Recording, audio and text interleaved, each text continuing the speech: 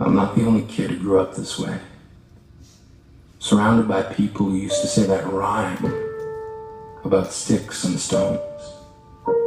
As if broken bones hurt more than the names we got called, and we got called them all. So we grew up believing no one would ever fall in love with us.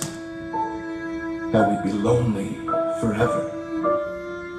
That we'd never meet someone to make us feel like the sun was something they built for us in their tool shed. So broken heartstrings bled the blues as we tried to empty ourselves so we would feel nothing. Don't tell me that hurts less than a broken bone. That an ingrown life is something surgeons can cut away, but there's no way for it to metastasize. It does. She was 8 years old. Our first day of grade tree when she got called ugly. We both got moved to the back of class so we would stop getting bombarded by spitballs. But the school halls were a battleground. We found ourselves outnumbered day after wretched day. We used to stay inside for recess because outside was worse. Outside we'd have to rehearse running away or learn to stay still like statues, giving no clues that we were there in grade 5. They kept a sign at the front of her desk that read, "Beware of dog." To this day, despite a loving husband, she doesn't think she's beautiful because of a birthmark that takes up a little less than half her face.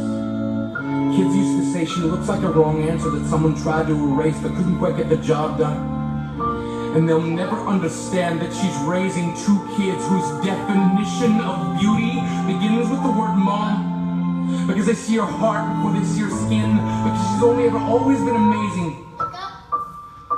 We weren't the only kids who grew up this way. To this day, kids are still being called names.